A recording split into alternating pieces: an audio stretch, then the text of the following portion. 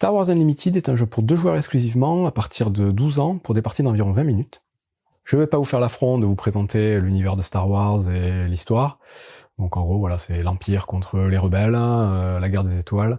Tout ça, tout le monde connaît à peu près. Là, l'idée, ça va être un jeu d'affrontement à base de cartes, principalement. Et c'est un jeu de cartes à collectionner, donc un JCC, pour ceux qui connaissent, à la différence des JCE, jeux de cartes évolutifs. Donc j'explique rapidement. Jeu de cartes à collectionner, ici vous avez une boîte de départ dans laquelle vous allez retrouver exactement les mêmes cartes pour tout le monde. Tous ceux qui achèteront cette boîte auront les mêmes cartes. Il y a 2 decks de cartes dans cette boîte, un deck Luke Skywalker et un deck Dark Vador, avec 50 cartes dans chaque deck.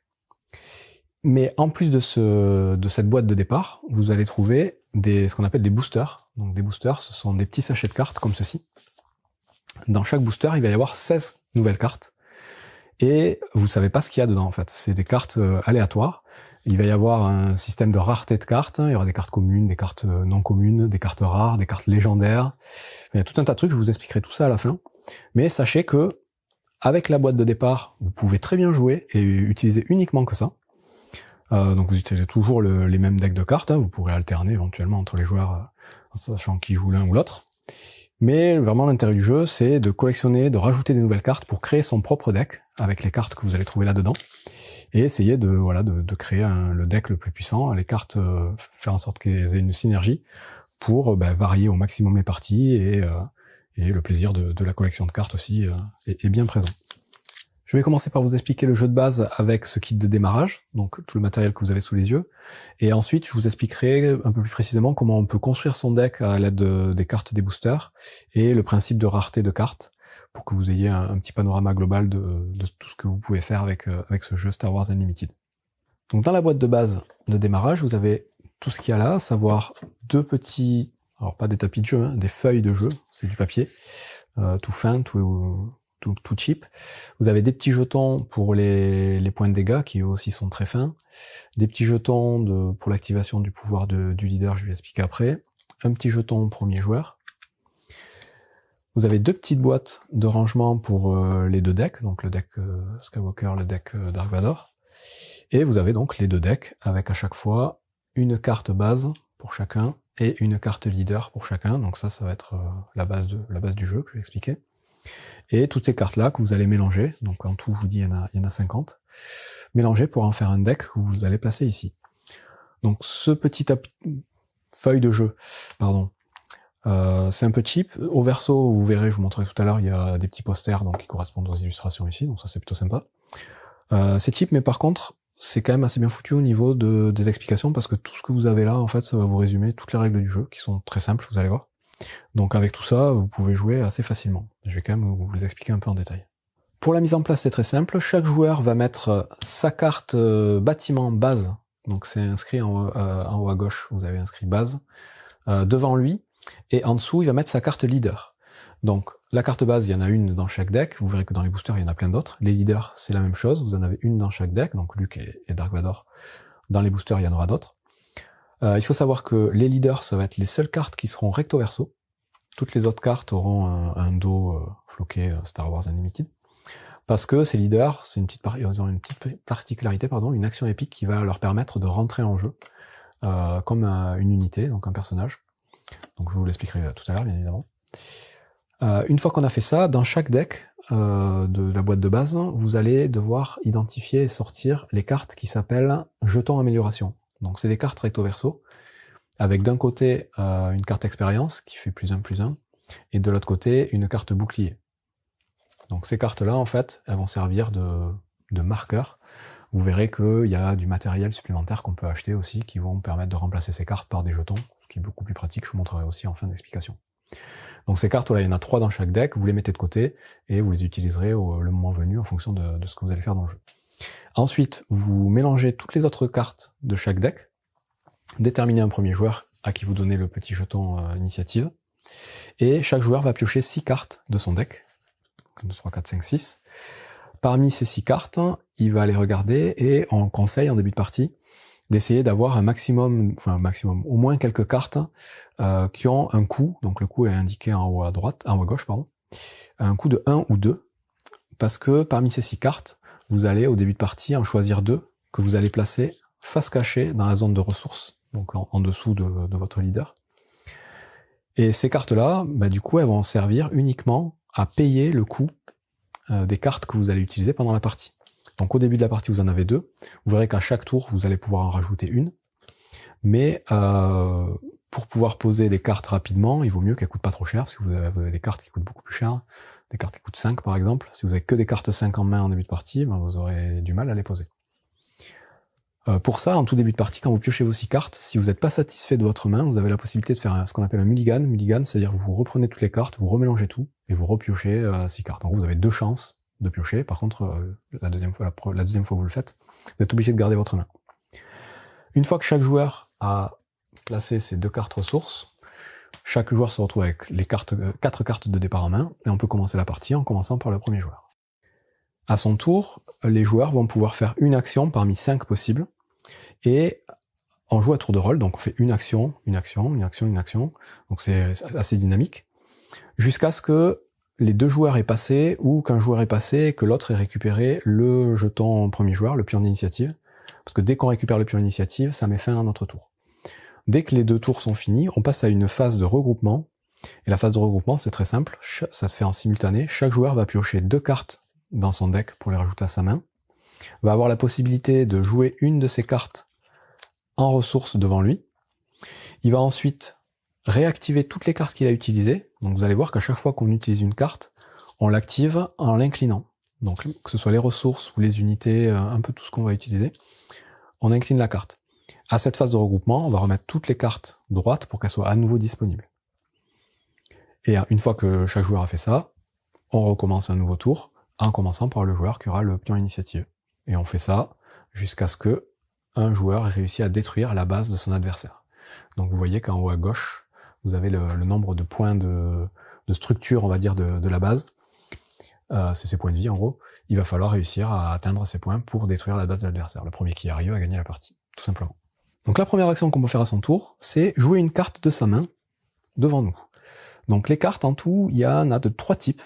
En plus de la carte leader et de la carte base, les cartes qu'on va avoir dans notre deck, il y a des cartes unités.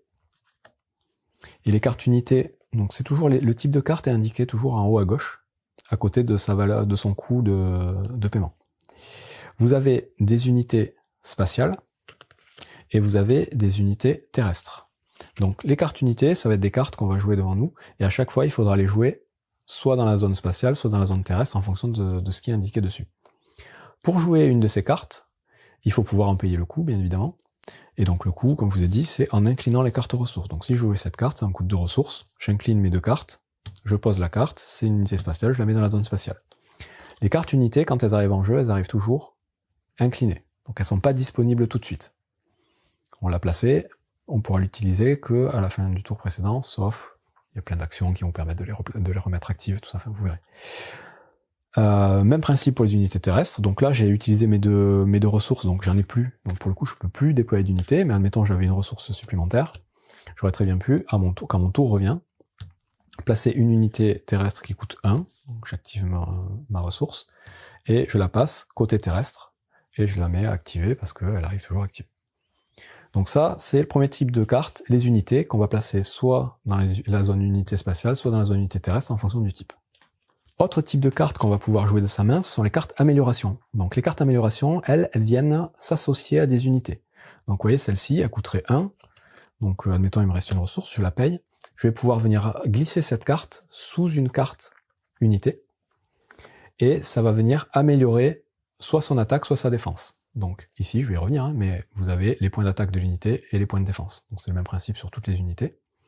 Donc si je rajoute cette carte de type amélioration à cette unité, maintenant, elle a une valeur d'attaque de 1, toujours, c'est plus 0, mais elle a une valeur de défense de 6. Okay. Donc ça, c'est un autre type de carte. Et le dernier type de carte, ce sont les cartes événements. Et ces cartes-là, quand on les joue, toujours en payant le coup, c'est le même principe, on les joue tout de suite en défausse, après avoir fait l'événement qui est inscrit dessus. Donc on lit l'événement, on fait ce qu'il y a marqué, et on défausse la carte. C'est des sortes d'éphémères. Donc voilà pour l'action, jouer une carte de sa main.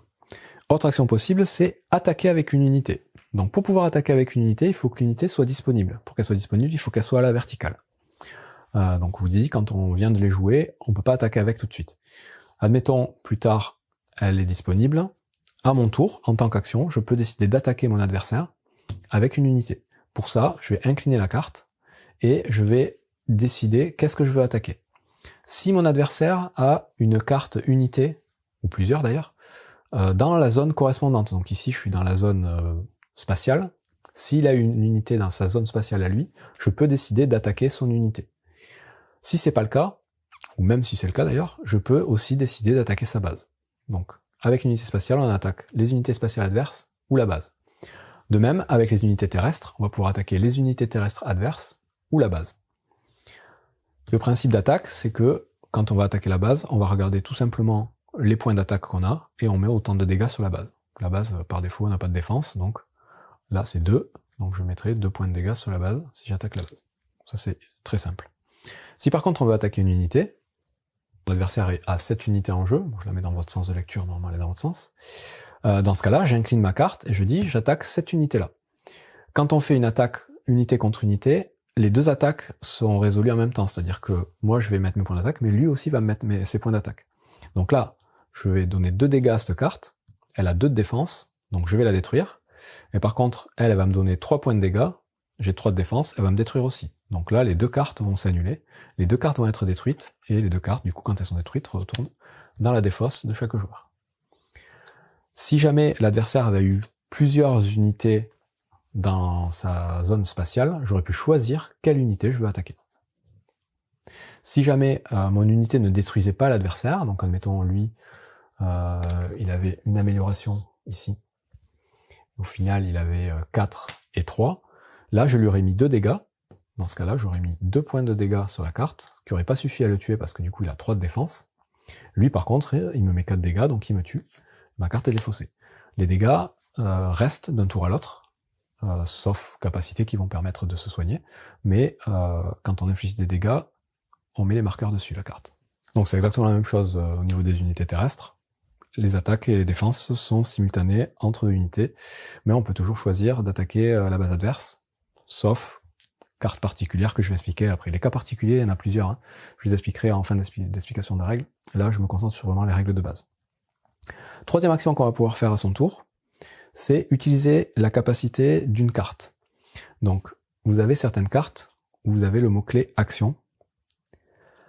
Quand vous avez des cartes comme ça, vous allez pouvoir les utiliser en tant qu'action. Donc c'est pas vraiment attaquer, c'est faire quelque chose. Donc par exemple, votre leader ici, il a une action possible. Donc à votre tour, en tant qu'action, vous pouvez faire ce qui est marqué là, et on vous dit entre crochets, qu'est-ce que ça coûte de faire cette action.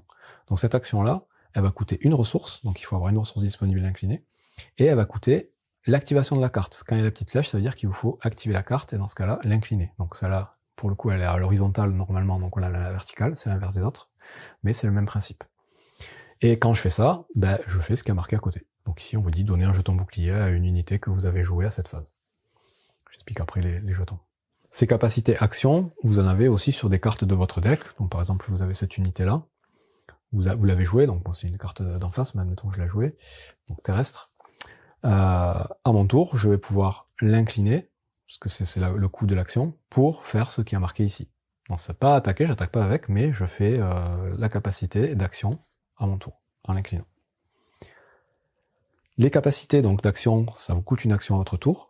Vous allez voir que sur chacune des cartes, vous avez aussi des capacités automatiques, entre guillemets, qui vont se déclencher à certains moments. Typiquement, ici, vous avez une capacité qui va s'activer à chaque fois que vous allez attaquer avec cette unité. Donc c'est à chaque fois que vous aurez marqué en attaque, quand vous attaquerez, vous ferez la petite capacité qui est écrite. Donc ici, on vous dit, vous pouvez soigner 2 dégâts d'une autre unité. Ça se fait en plus de l'attaque. Vous avez aussi des cartes qui vont avoir une capacité une fois jouée. Donc une fois jouée, ça veut dire dès que vous posez la carte en jeu, celle-ci par exemple, l'amélioration, une fois jouée, donc quand vous l'utilisez, ben vous faites ce qui est marqué dessus. Et la dernière type de capacité un peu automatique que vous allez pouvoir retrouver, c'est une fois éliminé. Donc une fois éliminé, quand c'est écrit, ben, tout simplement quand la carte est détruite, quand elle va dans votre défausse, vous activez la capacité une fois éliminée. Les 2 dernières actions qu'on va pouvoir faire à notre tour, elles sont très simples. La première, c'est de récupérer le jeton, le pion d'initiative. Donc ça, on peut le faire qu'une fois par tour. Donc il n'y a qu'un joueur qui peut le faire. Ça peut très bien être le joueur qui possède déjà le jeton. Dans ce cas-là, il va le retourner face cachée pour dire que il le conserve. Par contre, dès qu'on fait cette action-là, on ne peut plus jouer pendant ce tour. C'est-à-dire que notre tour est terminé, l'autre joueur va pouvoir enchaîner lui les actions jusqu'à ce qu'il décide de passer. Donc ça c'est la première chose. Soit l'adversaire récupère, soit on le conserve. On peut le faire qu'une fois.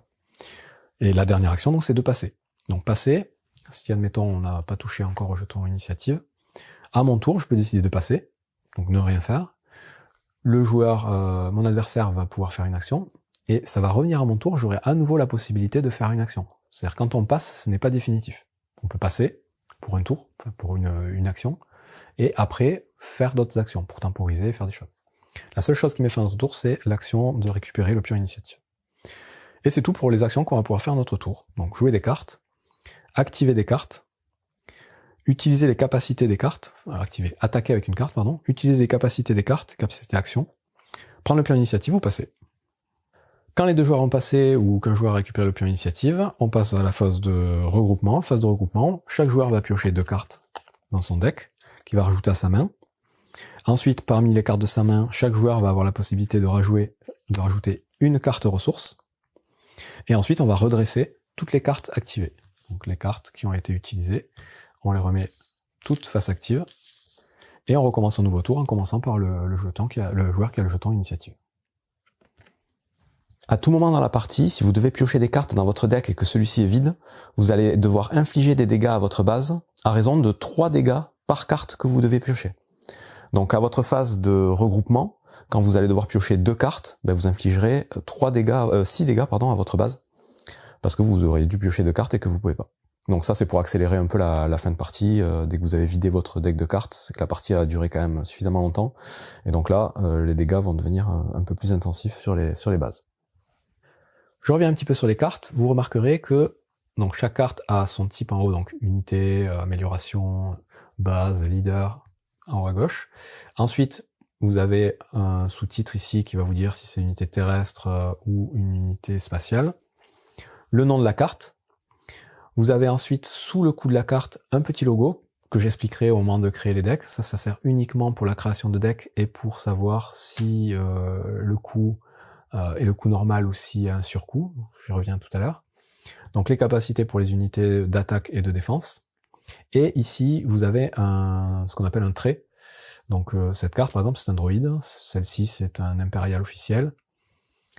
Tous ces petits mots-là, ce sont des mots-clés qui vont avoir une importance en fonction de certaines cartes. Donc de temps en temps, on va vous dire, par exemple, je sais pas, donner un bouclier à une carte droïde. Bon, il faudra obligatoirement que vous le fassiez sur une carte qui aura le trait droïde, ou utiliser telle carte sur un impérial. Bon, voilà, ces mots, ils serviront uniquement en fonction de ce qu'on va vous dire sur certaines cartes.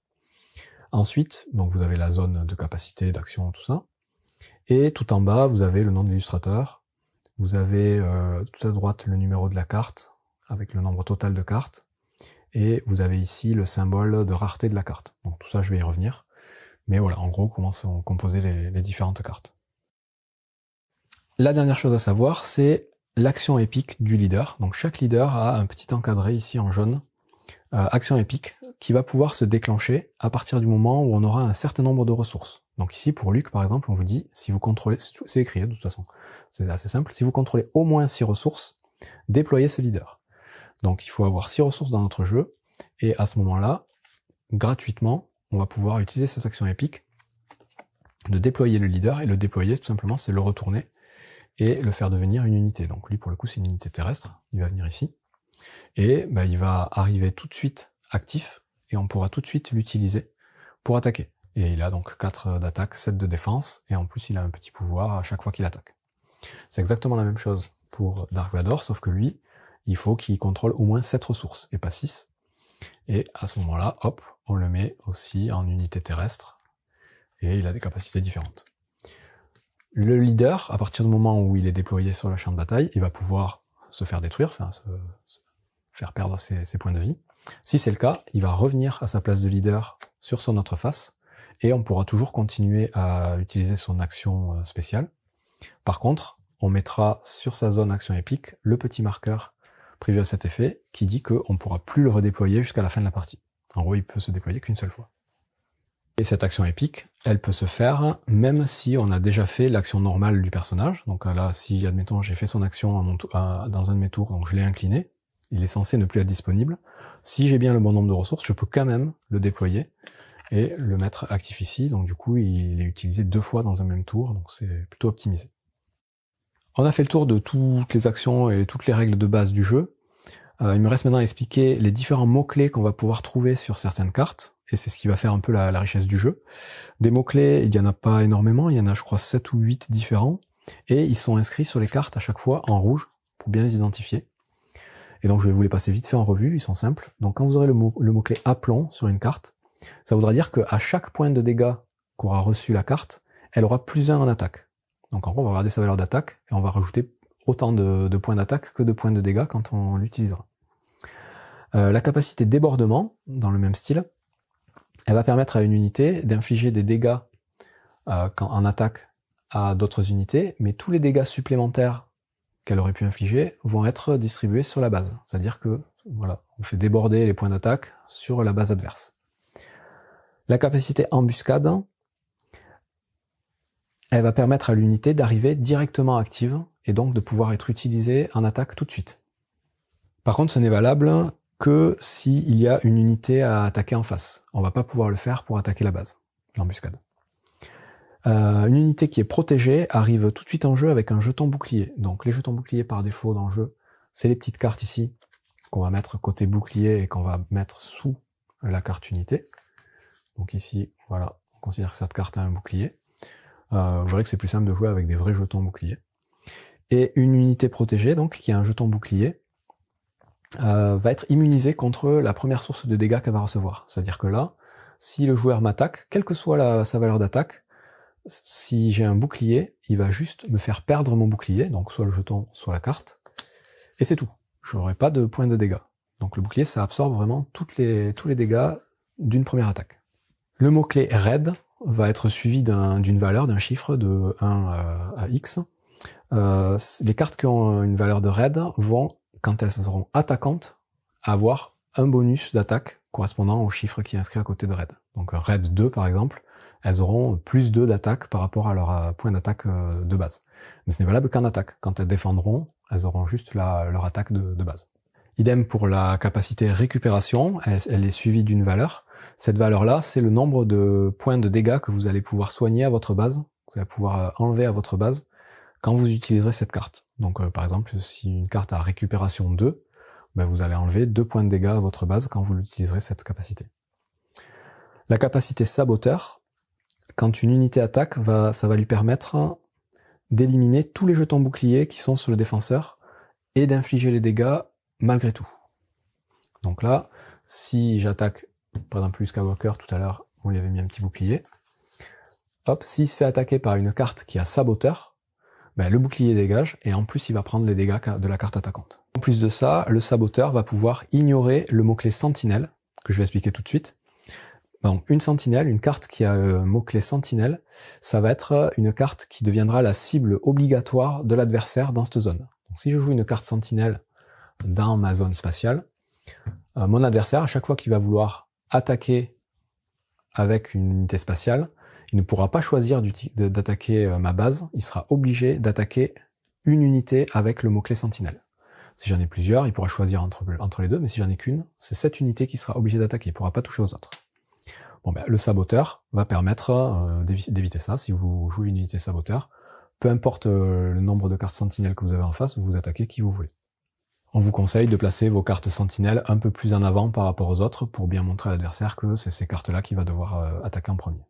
On a fait le tour des règles globales du jeu, donc je vais maintenant vous expliquer comment créer son propre deck, et donc ça va se jouer avec les petits symboles affinités ici, qui vont avoir une importance. Donc vous voyez que, par défaut, votre base a un symbole d'affinité, et votre leader a 2 symboles d'affinité. Donc ça, ce sera vrai, quelle que soit la base et le leader. Vous aurez toujours une affinité pour la base, une affinité pour le leader. Bien. De manière générale, il faudra essayer de faire en sorte d'avoir dans son deck des cartes qui ont ces symboles-là. Et si c'est le cas, vous allez pouvoir les jouer avec leur coût normal.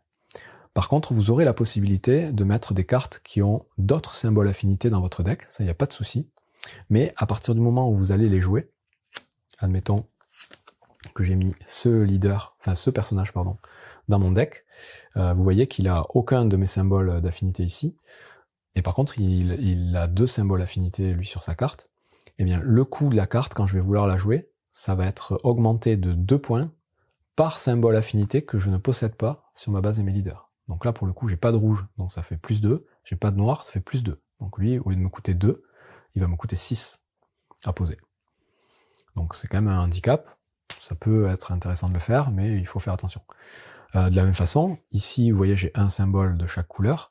Si jamais j'avais une carte qui me coûtait 2 symboles bleus à poser, bon ben j'ai qu'un seul symbole bleu d'utilisable, ça veut dire que le deuxième symbole bleu il me coûterait aussi plus 2 pour le coût de déploiement de la carte.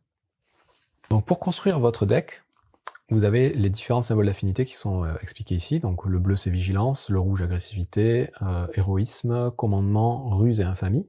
Donc je vous ai expliqué comment ça marchait. Mais dans votre deck, il faudra toujours qu'il y ait une carte base, et une seule, que vous allez placer devant vous. Une carte leader et une seule que vous allez placer en dessous de la base. Donc ça, dans chaque deck construit, il y aura toujours ça. C'est, comme je vous ai expliqué, ce qui va déterminer les types de cartes que vous allez pouvoir mettre dans votre deck sans avoir de surcoût. Et en plus de ça, dans votre deck, vous devrez avoir au minimum 50 cartes.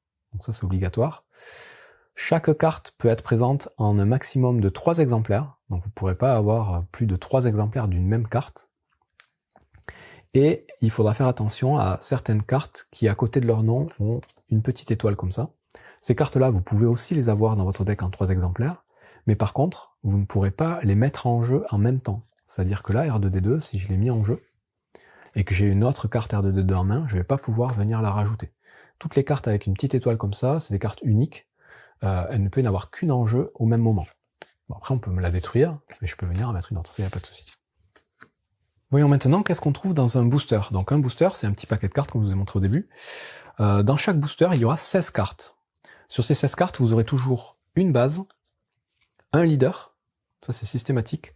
Vous aurez 9 cartes communes, donc les cartes communes, c'est celles avec le petit symbole C en bas à droite. Vous aurez 3 cartes uncommon, donc ça c'est les cartes non communes pour le coup, avec le symbole U en bas à droite. Vous aurez toujours une carte rare ou une carte légendaire, donc les cartes rares c'est avec le petit R, les cartes légendaires avec le petit L, donc vous en aurez une dans chaque paquet. Et vous aurez toujours une carte foil, donc les cartes foil, c'est les cartes qui brillent un petit peu comme ça. Et les cartes foil, elles peuvent être de n'importe quel type de rareté, donc commun, incommun, rare ou légendaire. Donc ça, c'est la composition de chaque booster.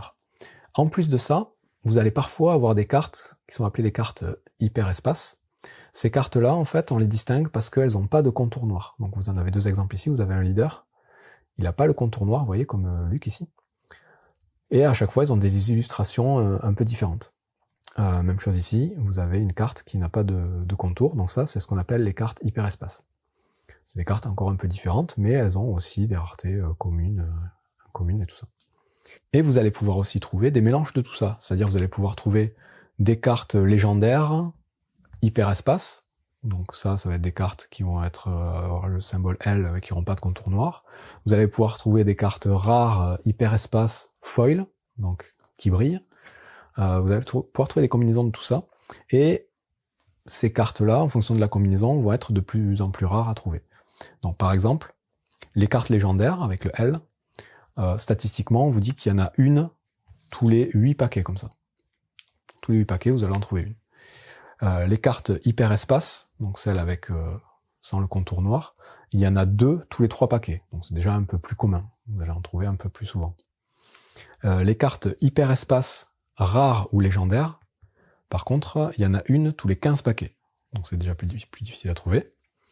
Les cartes hyperespace rares ou légendaires foil, donc qui brillent, il y en a une tous les 50 paquets. Et enfin, il y a un dernier type de cartes, les plus rares de toutes, ce sont les cartes leader hyperespace foil. Donc ça va être les cartes leader qui n'ont pas de contour noir comme celui-ci, mais qui en plus brillent. Ces cartes-là, il y en a une tous les 288 boosters. Donc c'est là, quand vous en avez une, vous pouvez tenter votre chance au loto, ça peut passer. Donc je vous montre vite fait ce qu'il y a dans un booster, j'ai préouvert, j'ai pas regardé encore les cartes. Donc, comme je vous l'ai dit, vous allez trouver tout d'abord un leader, à chaque fois, une base, donc toujours avec le principe de rareté en bas. Ensuite, vous allez avoir 9 cartes communes, donc 1, 2, 3, 4, 5, 6, 7, 8, 9. Ensuite, il y a 3 cartes non communes, donc avec le U. 1, 2, 3. Ensuite, il y a une carte rare ou légendaire. Donc rare, c'est moins rare que légendaire pour le coup. Donc ici, c'est une rare. Et enfin, il y a une carte foil à chaque fois, qui elle peut être de n'importe quel type. Donc ici, c'est une commune. Il me reste à vous montrer rapidement ce que je vous ai dit tout à l'heure, le verso des petits, c'est comme ça. Vous avez le petit poster. Hop. Donc vous avez Luc. Et vous avez Dark Vador. Tout sympa. Pour terminer, je vous montre un exemple de ce que vous pouvez trouver comme matériel un peu annexe que vous pouvez acheter en plus du coup des boosters ou des decks de démarrage. Vous avez des tapis de jeu, donc il y en a différents, sur lesquels vous avez voilà imprimé. Donc là c'est vraiment un tapis en néoprène, beaucoup plus sympa que les feuilles en papier qu'il y a dans le starter. Vous avez des petits jetons en acrylique comme ça, donc beaucoup plus épais, beaucoup plus sympa à manipuler. Donc le jeton initiative, des jetons pour les dégâts, les jetons pour les capacités spéciales des leaders. Vous avez aussi surtout des jetons pour remplacer les cartes bouclier et les cartes expérience. Donc vous voyez, au lieu de mettre une carte bouclier sur les cartes, vous allez mettre directement un petit jeton sur la carte que vous enlevez quand vous perdez le bouclier. Au niveau manipulation, c'est beaucoup plus sympa. Même chose pour l'expérience, pour rajouter des valeurs d'attaque et de défense pour les événements. Vous avez aussi, alors j'en ai pas, mais des sleeves, donc des protège-cartes à la couleur de Star Wars, qui sont aussi de très bonne qualité. Et donc tout ça, voilà, ça a quand même un coût. Pour conclure, je vous dirais que Star Wars Unlimited, c'est un excellent JCC, donc jeu de cartes à collectionner, très dynamique. Donc il réinvente rien, hein, on retrouve des mécaniques qui existent déjà dans tous les jeux du genre. Donc moi, ça faisait très longtemps que j'avais pas joué à un jeu de cartes à collectionner, ça fait au moins 25 ans depuis que j'ai joué à Magic. J'avais testé les jeux de cartes évolutifs, donc là c'est le principe, c'est que quand vous achetez des recharges, vous savez exactement les cartes qu'il y a dans les boîtes. Donc j'avais joué à Netrunner notamment, qui est excellent aussi. Et là, j'avoue que voilà, replonger un peu là-dedans, c'est quand même assez sympa, mais il faut faire quand même très attention à son compte en banque, parce que ça part assez vite. On a toujours envie, voilà, de découvrir de nouvelles cartes, d'améliorer ses decks, de trouver des cartes rares. Donc chaque fois qu'on ouvre un petit booster, il y a le petit suspense, qu'est-ce qu'on va avoir. Donc tout ça, ça fait quand même partie du plaisir du jeu. Et en plus de ça, donc le jeu, comme vous disiez, est quand même sympa à jouer aussi, même très sympa. Donc à vous de voir, voilà, si vous voulez tenter l'aventure ou pas, mais sachez que voilà, il faut faire attention quand même aux dépenses, ça peut aller très vite. Bon jeu à vous.